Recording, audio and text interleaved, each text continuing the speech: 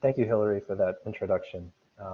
And thank you, Amy, for the invitation to be here. I think this is my second time presenting for Kayak, and one of these days, hopefully I'll get to join y'all in person.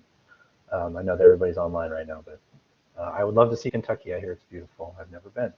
My name is Patrick. I am a social worker. I am currently a professor at the University of Texas School of Social Work, but for the last 6 years, I was a library social worker. I spent 5 years at the Georgetown, Texas Public Library, your run-of-the-mill small city single branch system library with about 25 employees serving a city of about 80,000. I did that for about 5 years. And then I spent a year with the state library as a community resilience consultant was my title, but basically doing a lot of trainings like this one around the state and around the country. And I'm happy to join y'all here today. We are a relatively small group, so I invite y'all to be participatory this afternoon and feel free to jump into the chat with questions as they come up. I will ask you questions and hope that you have answers for me. That said, if you have questions that are kind of general in nature or specific to an incident at your library, I'll ask you to save those for the end. If you have a question about a particular slide or concept that I'm in the middle of discussing, then please feel free to weigh in the moment. We are going to be talking quite a bit today about trauma. And so I invite you as needed to take a break. If you need to step away from the computer or mute me or whatever for a few minutes, then you should feel free to do so. I think most of the hard stuff is at the front end of this presentation. So I think by about 2:20, 2:30 or so, I should be past that if you do need to step out for any reason. Thank y'all for being here, and we will get started. I have never used this video platform, so if things are looking different than the way I'm speaking, please let me know. We'll do that. So, if you today ever, we are sorry, Patrick. Sorry, I was going to, if you need me to help navigate slides or something of that nature, don't hesitate to just ask me to. And I apologize for interrupting you. Oh, no worries. So today I call this presentation Safe Harbor. We'll be talking about, obviously, the concept of felt safety in general, but of course we will be honing in as the afternoon goes on how we can create a sense of felt safety in our libraries for our kiddos, our child patrons that visit us, but also for everybody. And forgive me while I get the hang of this. Okay.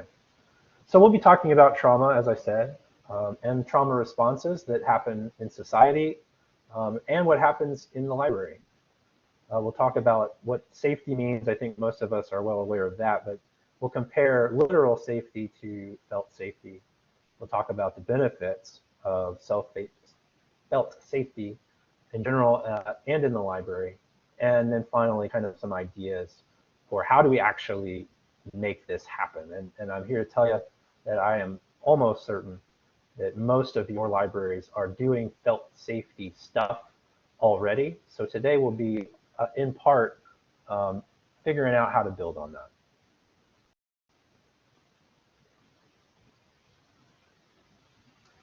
And so when we look at the headlines that have been coming out over the past few years, unfortunately, we see huge growth in drug overdoses in this country. The screenshot in the bottom right, which usually you would be able to see all of, is about employee burnout, which I'm sure most of us are already well aware, has been increasing in recent years as well. And then most relevant to our discussion today is that children's mental health has been on the decline in the US for some time, and certainly the pandemic has exacerbated that and made it worse than it was even before.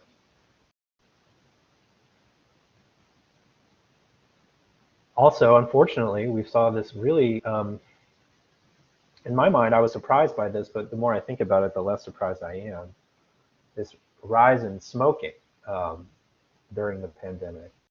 I think it was the first time in about 40 years that we saw smoking increase in this country. And when do folks smoke? Oftentimes, we smoke when we are anxious. So the fact that smoking was increasing tells us that there's an unusual level of anxiety floating around in American society right now, unfortunately. And again, usually these would pop up individually, but if you can make out in the back, that screenshot says that homicide rates have been increasing. There's a chart behind that that shows a huge jump in 2020 from the previous 20 years or so. And then as you see here in the front, in 2021, that unfortunately continued. And we had record homicide rates that year as well. And yeah, I expect that trend to continue for the foreseeable future. And then many of us may be writing emails like this one. Does this look familiar to you? Because it definitely looks familiar to me. Hey, how's the burnout going? I hope less Bernie. Unfortunately, I also have burnout. I can't do the thing I said I'd do. I realize this will make your burnout worse, and I'm sorry. I hope for less burnout for you soon. Warmly, yours truly. I've certainly received and written emails somewhat like this over the past couple of years. And so what's going on with all of this? Please weigh in the chat. I'll give you a minute.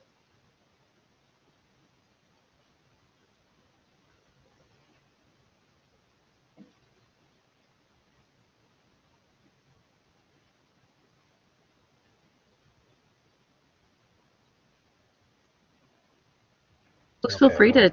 Oh, and I was gonna. Is it Patrick? It's all right. I'm gonna share the links to those articles in the chat if folks if they can access the slides. But totally I've got the link. Okay, I'll do that right now.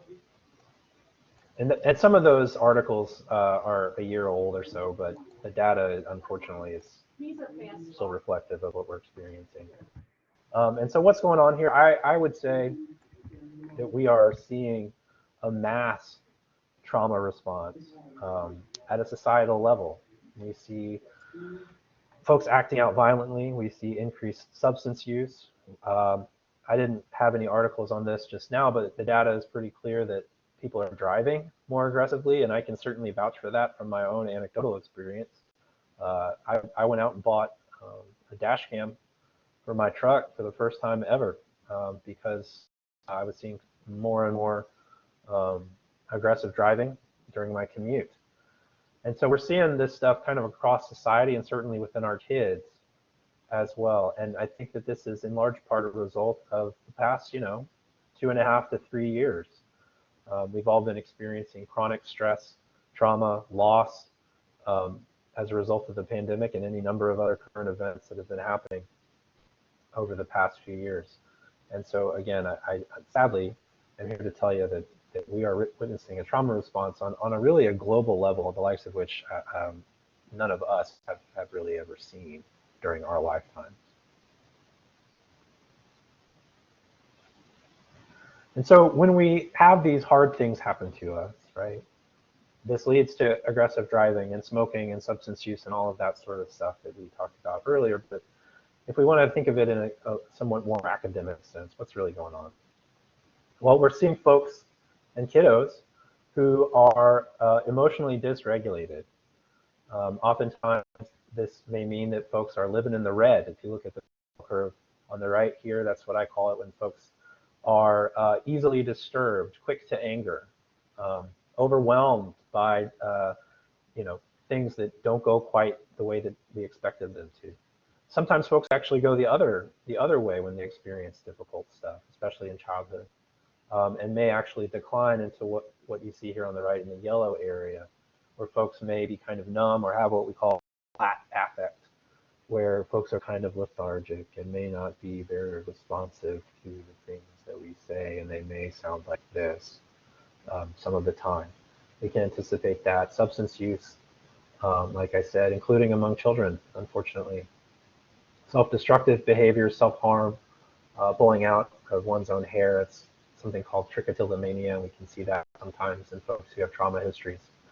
Hypervigilance means kind of looking over your shoulder and worrying that somebody may come up behind you or is after you at any given time. We usually hear about hypervigilance in regards to combat veterans every July 4th and New Year's. The local news is saying, please don't shoot off fireworks in your backyard.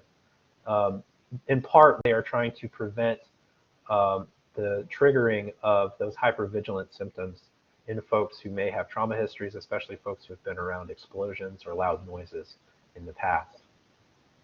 We can then also anticipate folks with trauma histories with sleep disturbances, somatization, also known as medical symptoms without organic cause. For example, before I give presentations like this, I still get butterflies in my stomach. That is a somatic symptom. For people with significant trauma histories, those can present in more severe ways. To give you an example, when I worked in the Georgetown Public Library, we had a patron who'd been living a hard life for a long time. And when somebody was kind of cramping his style, they were sitting too close to him or standing too close to him, he would cough loudly. And this was before COVID. But his coughing was loud enough that people started making complaints, and those complaints reached City Hall, and City Hall Legal called us and said, you have to call the health department to get this person tested for tuberculosis because the coughing is so severe. I think it puts us at a liability risk. And so the health department came out, and this patron did agree to be tested for TB and was negative. So my educated guess was that he was experiencing somatic symptoms in the form of coughing to keep other people away. And we can see that sometimes in folks who live in difficult situations and folks with trauma histories as well. And then finally, cognitive challenges.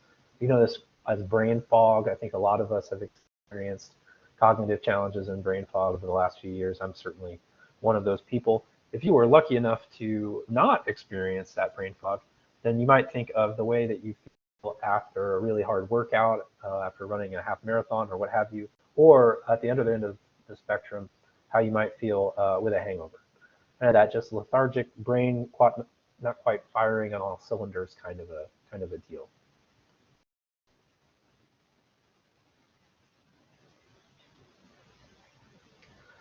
And then this brings us to honing in on childhood trauma itself. And some of you are probably already familiar with the ACEs study. ACEs being adverse childhood experiences, as you can see here. The ACEs study, if you haven't heard of it, was done in the 90s by Kaiser Permanente, which is a large health management organization. They had about 17,000 participants, which is a huge number, data set to sample from. And so what they essentially did was ask these 17,000 people about their childhood trauma history with a 10-question questionnaire.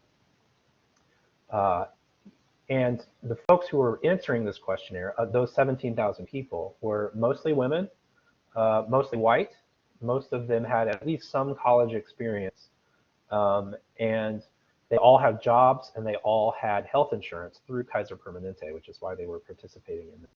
So we're talking about, relative to, I think, most of our public library patrons, a relatively privileged group of people, right? Most have college experience, most white, all have jobs, all have health insurance. How many of our library patrons say that, right?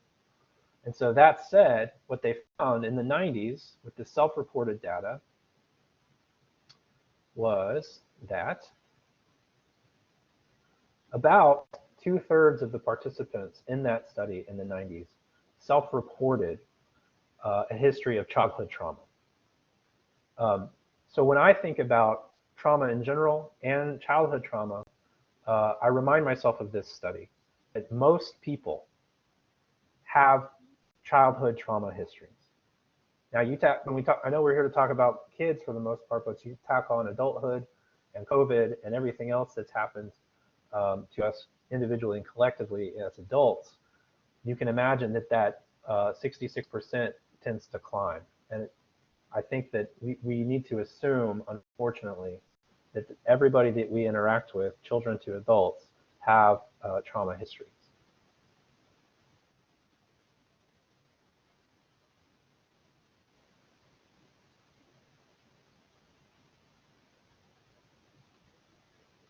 And when we talk about becoming trauma informed and thinking about these issues and thinking about felt safety, because felt safety is paramount for all of us, but particularly for people with trauma histories, which is most of us. If you boil being trauma informed down into a teensy tiny nutshell, basically it's about moving away from this question of what's wrong with you, right? When somebody says something strange or confrontational or just seems to be after us to make our life difficult, right? Those of you who have or have had teenagers probably ask this question a lot, like, what's wrong with you?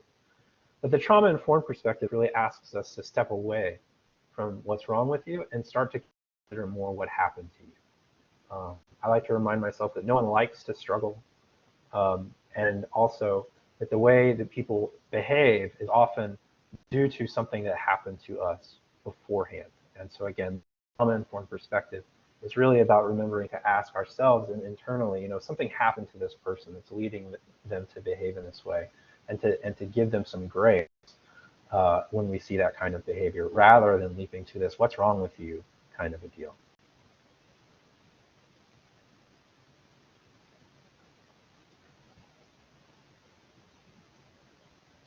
Again, as we saw in the ACEs study, the majority of folks experienced at least one childhood trauma. Again, you tack on adulthood and everything else we've been through, and it's safe to assume that most of us have a trauma history of some kind. Certainly our kids do, as we've been saying. And again, it's best practice to assume that everybody we interact with has a trauma history. And I mean that with your coworkers, with the people you interact with every day, with your friends, your family, the clerk at the grocery store, everybody. So this stuff that we're talking about today is focused on our work, is focused on children, but is also, I think, really applicable across the board. So I encourage you to use it as such.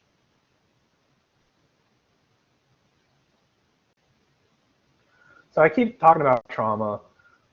What does that really mean, right? And here, this is a definition from the Substance Abuse and Mental Health Services Administration, also known as SAMHSA, who say that individual trauma results from an event, series of events, or circumstances experienced by an individual as physically or emotionally harmful or life-threatening with lasting adverse effects on the individual's functioning and mental, physical, social, emotional, spiritual well-being. So that is a mouthful, and there's nothing here that I disagree with, but I do think it's quite academic and kind of word salad-ish. So I like to break things down and make them easier to use. So let's do that. Trauma results from circumstances experienced as harmful or life-threatening with lasting adverse effects. And to call your attention to a couple phrases here. The first is experienced as. So I have a cousin who is now an adult and doing well. And however, when he was a small guy, about 3 or 4, he was in his car seat in the back of my aunt's car, his mother, and they passed the aftermath of a serious car accident. Not the accident itself, but just the wreckage that was left. And subsequently, my cousin, when he was small, like I said, just 3 or 4, started exhibiting some odd symptoms. He started banging his head on things, having kind of meltdowns that weren't happening previously. And now when I think about this and I look back, I think that there's a good chance that my cousin was experiencing symptoms of post-traumatic stress. He had witnessed this aftermath of a violent event was having effects on him and his functioning in the world, even though he had not been in any actual danger himself. He was experiencing that situation as traumatic. I also want to call your attention to the lasting adverse effects, is that these things stick with us for long periods of time. They change our brains. There is nothing we can do about that, unfortunately. I went to a conference in 2019, and I went to a session by a clinician who was doing work with older adults, people in their 60s, 70s, 80s, and older, exclusively on processing childhood trauma. So again, that's telling me that there's a significant population of older adults who have a bunch of unprocessed childhood trauma that is still bothering them. And so again, I just want to make sure that we remember that these bad things that happen to us don't have to be literally life-threatening, although they certainly can be, and they stick with us, perhaps for life, unfortunately.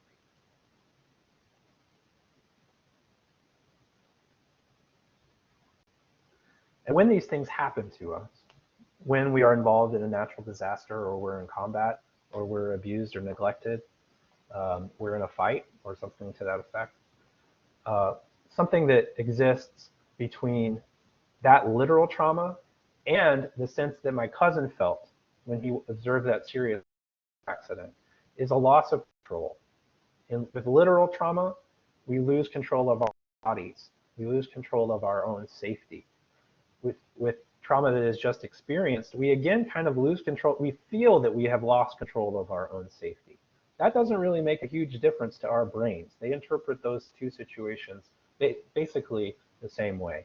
We have lost control of our safety, of our body, of our feelings of safety. And so, as you can guess, today we're going to be talking about how we can restore some of that felt safety.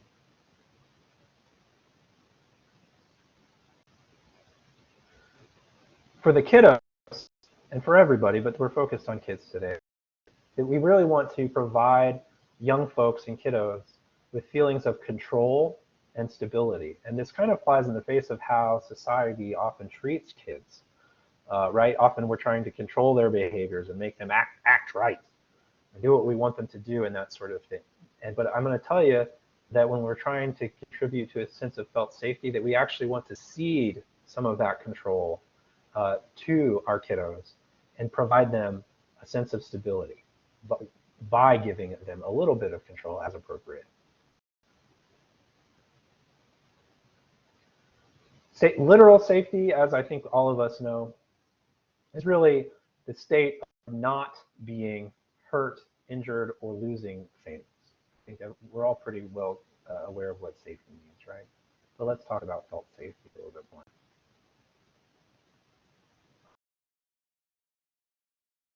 I'm sorry, I'm getting ahead of myself. So when you are safe, what do you feel? What tells you that you are safe? And I mean you specifically. And you'll answer that in the chat. I'd love that.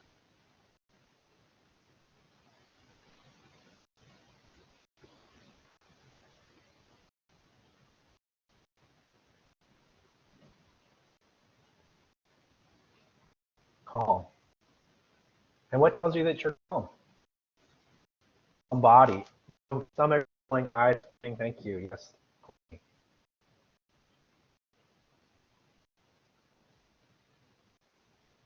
I think for me, a calm body means that I'm not fidgeting, right? I may be doing that right now because I'm a little anxious because I'm talking, doing this thing. If I'm fiddling with my fingers, fidgeting, my stomach doesn't hurt, right? I tend to get the nervous sweat, right? If I'm sweating, then I know I'm probably feeling a little nervous, a little unsafe, right? I think for me also, feeling free to express myself and say the things that are on my mind tells me that I feel safe as well.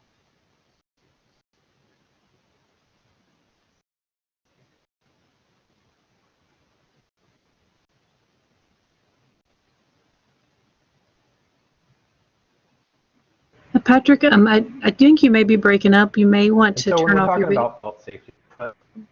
Patrick, this is Hillary. I'm sorry to interrupt you, but I think you may be having a little bit of low bandwidth. You may want to stop sharing your video. No. Okay. Okay. Yeah, I did that. Thank you. I was getting those messages too. So felt safety. Got a few different definitions of it here. This one comes from a book I'm going to reference a few times called The Connected Child by Karen Purvis and David Cross, who are professors in child development at Texas Christian University. Big fans of their work. They say that we can take important steps towards eliminating tantrums and misbehavior and enabling learning and positive family relationships by providing an atmosphere where children feel and experience safety for themselves. We describe this as felt safety. This means that adults arrange the environment and adjust their behavior so that children can feel in a profound and basic way that they are truly safe in their home and with us. Until a child experiences safety for his or herself, trust can't develop and healing and learning won't progress. We offer felt safety so that healing may begin. So what they're saying here is that we need to change our behavior to help our kids feel safe, right? Again, so often in schools and in other environments that children often inhabit, they're getting a lot of, you need to do what we say, child, right? But I want us to be thinking about, we need to do what this child needs. And this book, Connected Child, is talking specifically about working with kiddos who have experienced severe trauma. This is a book that's built often for social workers like me or people who have adopted children from foster care and folks who are working with kiddos with severe trauma. But I do think that this is a very helpful book for those of us who kind of are just dealing with children on a day-to-day basis, because, like we saw just a few minutes ago, sadly, childhood trauma is pretty pervasive.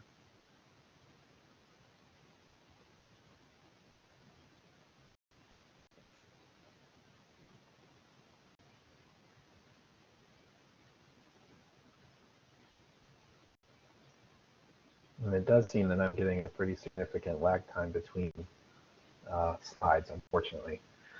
So another definition or way to think of it from crisisprevention.com.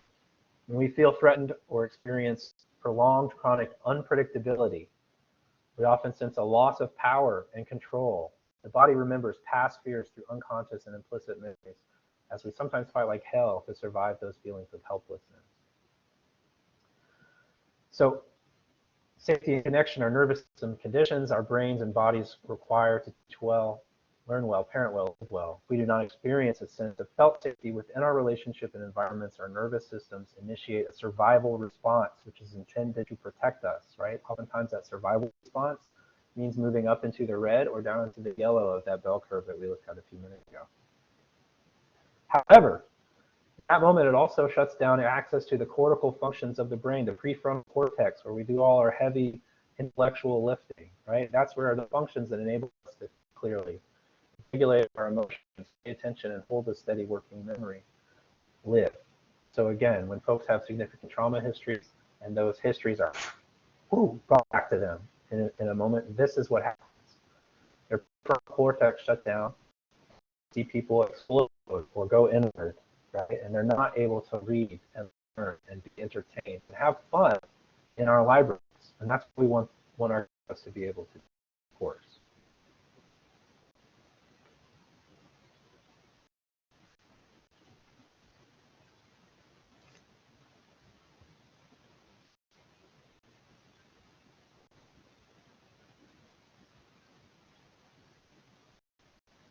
So this is another example from the Connected Child.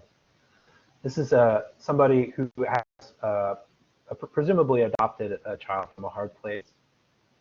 And that child says to their mom, "I'm hungry, can I have a power bar?" And mom says, "Yes, you can have a power bar, and you can eat it right after supper." Mom puts the bar into daughter's hand and says, "Do you want to put it beside your plate on the dinner table or keep it in your pocket?" And as we can see here towards the bottom, mom is assuring Janie that you have access to this thing, and yet is also putting a bit of a boundary and saying, "You may eat this after dinner, but you are going to eat it. Where do you want to keep it until you eat it?" Right? So it's setting a boundary because this is a kiddo, not an adult, while also providing some amount of choice to this kid. And we're going to talk a lot about choice here in the next few minutes.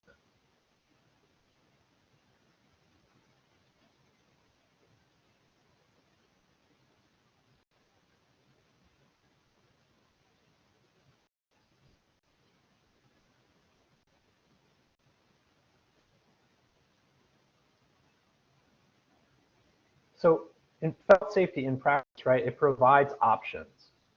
Lots of times children are not provided options. Children with trauma histories are especially not provided options, right? Remember that loss of control, that loss of stability, the loss of self-efficacy that's happening with folks who, especially with kiddos with with trauma histories and kiddos who live in hard situations. We want to provide choices as much as possible in our libraries.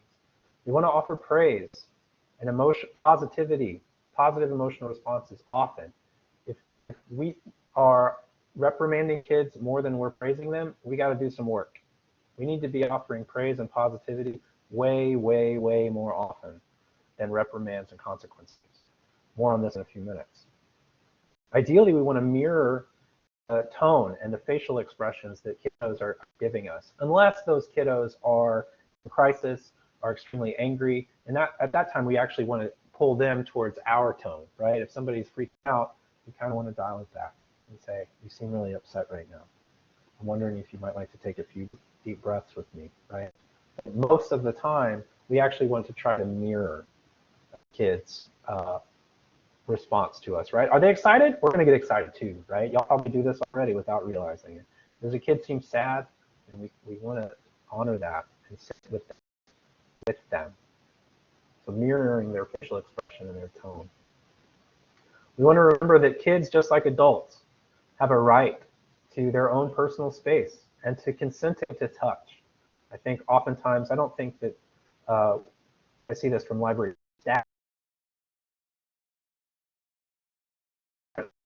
is where they'll turn to their child and say like, oh, go give so-and-so a hug, right? I don't hug a kid unless they want to hug me. I don't hug a kid unless they know my name or theirs. Those are my rules for physical contact with children, not because I am uncomfortable with it, but because I want to broadcast to those children what safe touch looks like and the fact that I respect their right to consent and personal space. We want to remember that a lot of our kiddos may have sensory processing challenges, right? I think a lot of y'all are probably aware of these already. These happen to all of us. They particularly happen to kiddos who are on the autism spectrum.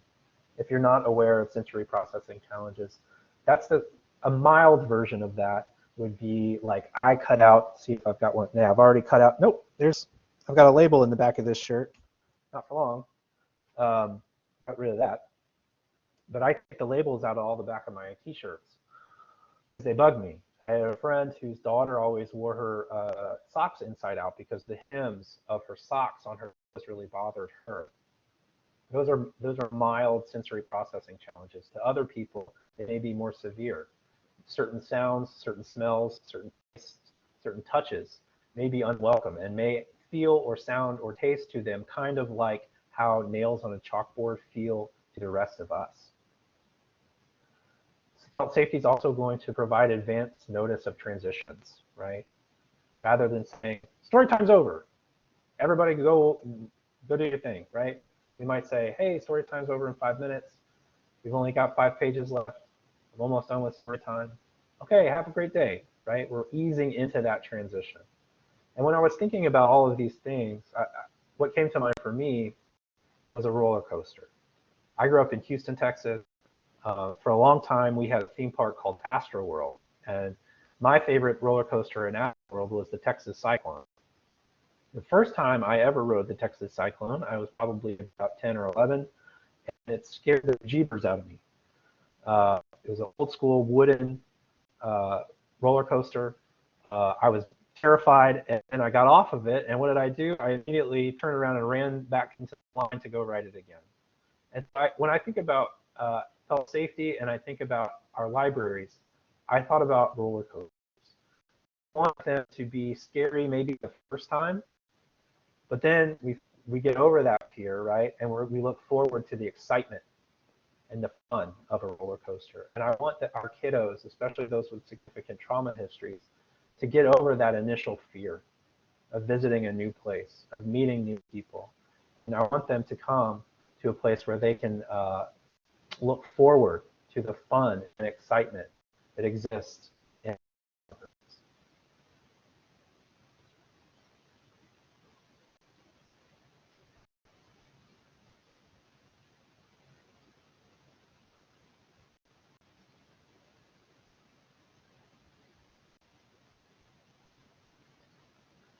And so we want to make our libraries predictable, right? And that's not to say that they're not exciting and fun, right?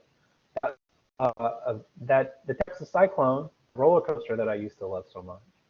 It was the same thing every time, right? It never changed paths, it never went upside down in an unexpected place. It's the same ride every time, but it was always fun and exciting.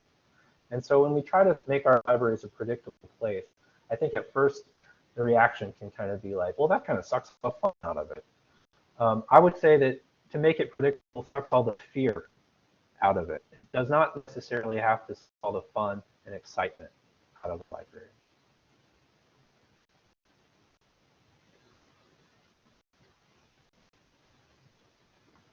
Part of being predictable, especially working with folks who come from hard places, is building trust and connection. These are things, again, that children with significant trauma histories may not have felt from adults very often in the past. In fact, they may have had adults in their lives violate trust, who actively disrupt connection.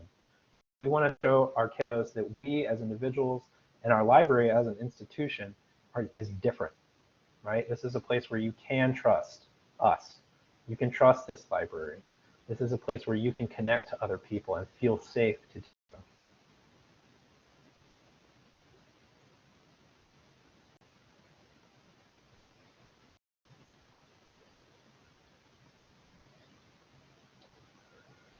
And so part of this trust work, this connection work, and I'm stealing this directly from Karen Purvis from TCU, the late Karen Purvis, unfortunately.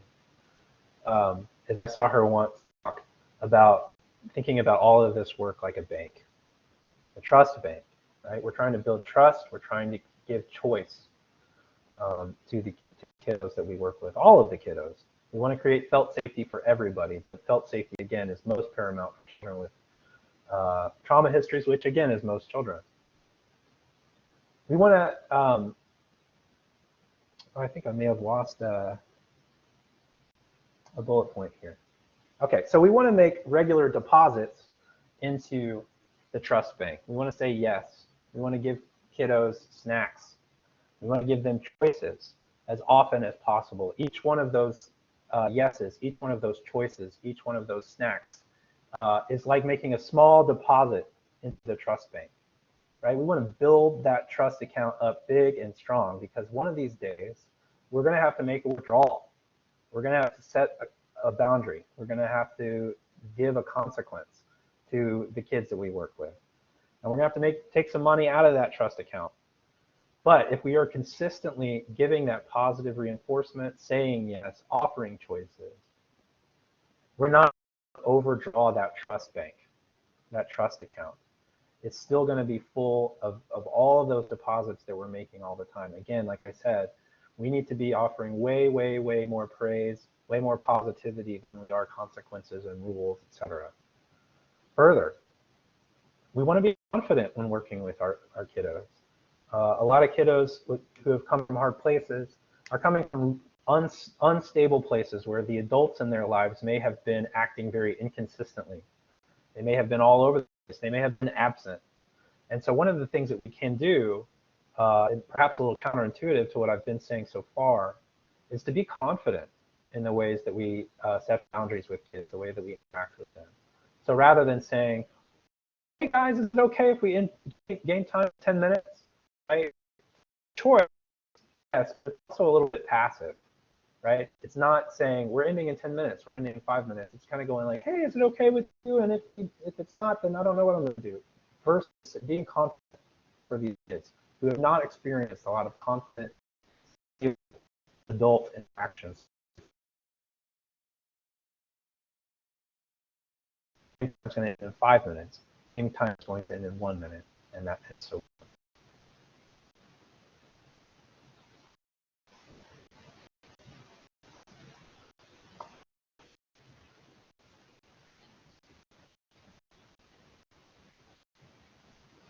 So these are some ideas for actually making this happen. And I suspect that many of you are probably doing things already. If you're able to do so, I cannot recommend highly enough having granola bars, water, healthy snacks and drinks available for your kiddos, and even your adults. If your library is open to having an adult food snack or pantry, I recommend both. just put them out and let folks take them. And I know that there's sometimes hesitance to do that because some people might, quote unquote, take advantage of something like that. And my thought is that, if people are need 4 granola bars in a day, that tells me a lot about the conditions of their life outside of my library. I know anybody who has consistent access to decent food at home who wants to get half their daily calories from Nature Valley bars at the library. I'd say put it out, make it very low barrier.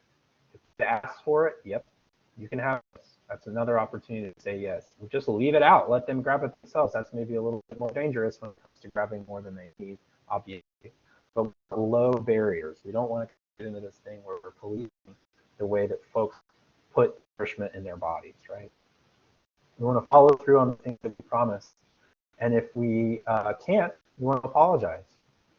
There is nothing, almost nothing more powerful in my experience working with children, especially children with hard lives, than a sincere and honest apology from an adult.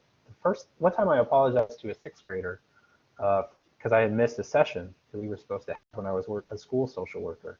And when I apologized to him earnestly, the look on his face told me that he had never had an adult apologize to him. And our relationship from that day forward was different after he got that from me. We want to remain calm.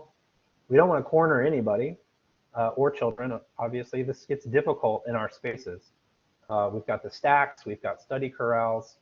So we have to try to be mindful of our surroundings because we never want children or anybody else to feel physically cornered by us. And trauma is often about a loss of control. People who have experienced trauma may have been cornered in the past, literally cornered, and we do not want to reenact that trauma with them. If you're open to it, keep some chewing gum in your pocket. Offer it to folks. Obviously, you want to check in with kiddos, caretakers if it's okay, but I say give that stuff out as much as possible. That is an easy yes. Can I have some gum? Yes, you may. Would you like some gum? Yes, I would. That's all making those little deposits into the trust bank. Thinking about the sensory processing stuff that we talked about a few minutes ago, keeping in mind that our libraries are often not quiet anymore, right? But some of our kiddos and some of our adults too may have sensory processing issues. So we want to provide some space in our library for people who may not want to be around all the loud and fun and exciting things that we do. We might want to have a quiet space off somewhere else for folks to go as well. We don't want to catastrophize when setting boundaries with folks. Sometimes we'll say, stop running around on the sidewalk, you're going to fall and break your neck, right? That is very scary. That is a big problem. That is a traumatizing thing to say to a child. We might want to say, if you're running around outside, you might knock somebody over, right? That's also true, also setting a boundary, and it's not what we call catastrophizing, right? Catastrophizing is taking a problem and going immediately to the absolute biggest problem that could emerge from that situation. We want to avoid that. Like I've been saying, say yes as much as you can. And then another just small change up that, again, I suspect some of you are already doing, is that when speaking to kiddos, we don't want to assume that they're there with their parents, right? Some of our kiddos may be there alone. Some of our kiddos may not know their parents. Some of our kiddos may live with grandparents or aunts and uncles. Some of them may be in foster care, who knows? So I think a beautiful term phrase is just to change up saying your parents and start saying your grown-ups. Because it's going to make, I think, sense to kids who are there with their parents, right? They're going to understand what you're saying. And for the kids who are not there with their parents, that is less stigmatized to them. Creates a deep sense of felt safety when they're not getting that same kind of stigmatizing language that they may be receiving at school and other places.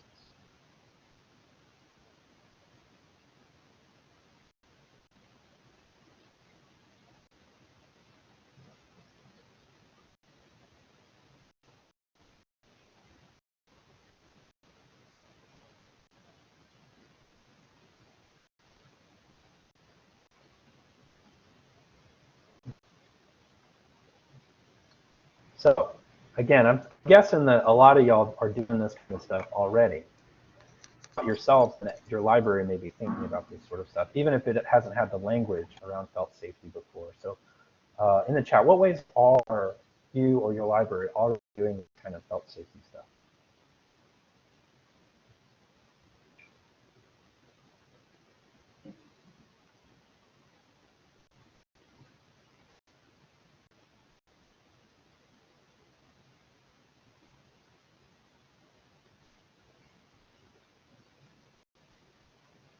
Okay, well, in the interest of time, I will move on, but I suspect that is already happening.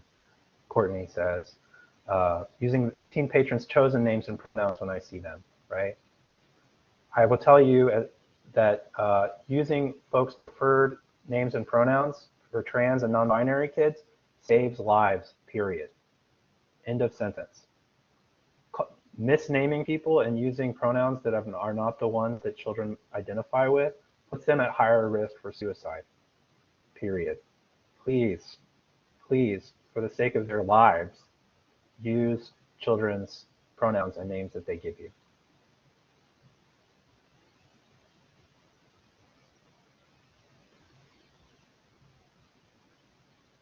Some further reading for you.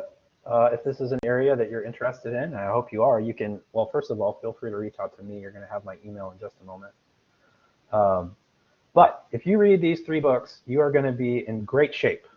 The Connected Child, which I've already spoken about, by Karen Purvis and David Cross. The Boy Who Was Raised as a Dog by Dr. Bruce Perry, who is perhaps at the mountaintop when it comes to childhood trauma. He's very well known. The Body Keeps the Score, also a pretty well-known book on trauma in general. Besser van der Kolk.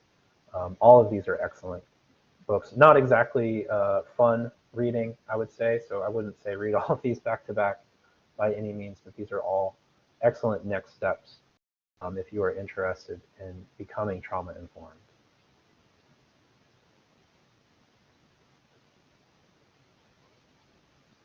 And with that, I'm happy to take any questions that you have.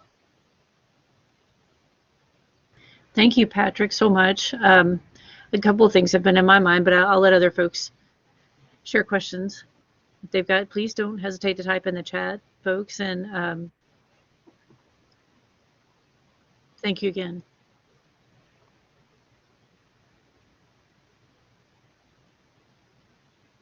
Thank you for sharing these resources and making your slides available on the chat.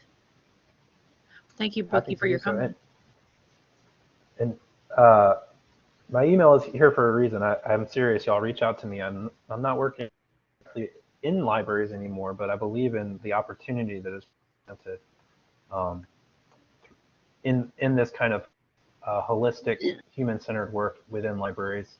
If that is an interest area of yours, I am happy to chat with you further.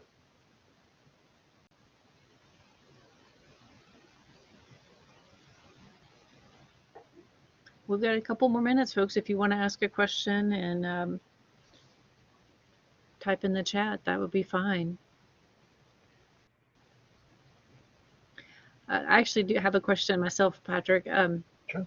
We've had the tornadoes in December last year and then flooding this year. How long does, I mean, you've talked about trauma and I guess it can, I guess my question is, when would we maybe see, would it be immediate or it could be later? And I feel like it could be both, but I just, for children and families.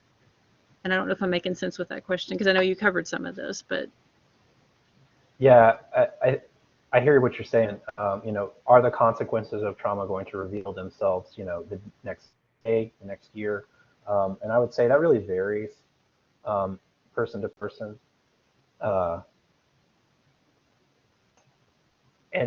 And I think we have to keep an open mind about it. If y'all have ever done any work or studied anything in grief, you know, grief comes to each of us differently. And I think that trauma is similar. It has similar effects in our brains, but the ways in which it reveals itself and the speed at which it reveals itself is different from person to person and from trauma to trauma. When I teach my students, I use this phrase a lot: move at the speed of trust. And that speed is going to be different for each person. Some kiddos, some parents, some people may meet you once and decide, you know what, you're awesome. I really like you. I trust you. Some people may take years to develop that trust. For example, when I was working for the Georgetown Public Library, one of the very first I ever met was an older gentleman, an ornery fella, kind of a bit of a pill, if you will. Met him on my second day practically, and we kind of said hello and chit-chatted now and then for the next 2 years, and didn't never substantive conversation. I knew that he was having a hard time, had been having a hard time for a long time. But we just kind of continued to say hello. One day after a couple of years, he says, "Can I talk to you?" I say, "Yes." We go, this is a 2-story library, we go upstairs to the second floor to the classroom, which is the only available space at that time. I did not have an office on the floor. Down in the classroom, and he starts to tell me a story, and it starts to feel like he's about to disclose a trauma history of his. And although I'm sorry that happened to him, so much work for me is kind of my fist celebrating, because I hit a point where I trusts me enough to share this story with me. And as he's beginning this story, my coworker knocked on the door and came in and said, you know, can I grab a cord or something like that? I say, well, we're already disturbed, so please be quick, grab it. My coworker comes in, and as he comes coming in, the patron that I was speaking to gets up and walks out. Using the elevator, took the stairs to catch him in the lobby. I did not know what I was going to say. Caught him down there, and before I could even say anything to him, he shoved a finger in my face and said that was a shitty thing to do to a person. And I said, I agree. And he never talked to me again. And so when we think about all of this work and the trust and the time that it takes to gain that trust with some people, we also need to be mindful of the fact that we can lose it in a split second, right? That's part of why it's so important that we keep that trust bank full, because at some point we may, whether purposefully by setting a boundary or inadvertently, like in this example, make a withdrawal from that trust bank. And so I share that story because I think it's really important to keep in mind that as we move at the speed of trust, it took me 2 years to get that conversation with that guy started. And then unfortunately, it took about 2 minutes to completely lose it. Move at the speed of trust that is different for every person. And it is something of a high stakes thing, right? Because again, you can lose that trust very quickly. And again, that's why it's so important that we're making those deposits regularly when we work with folks and work with kiddos especially.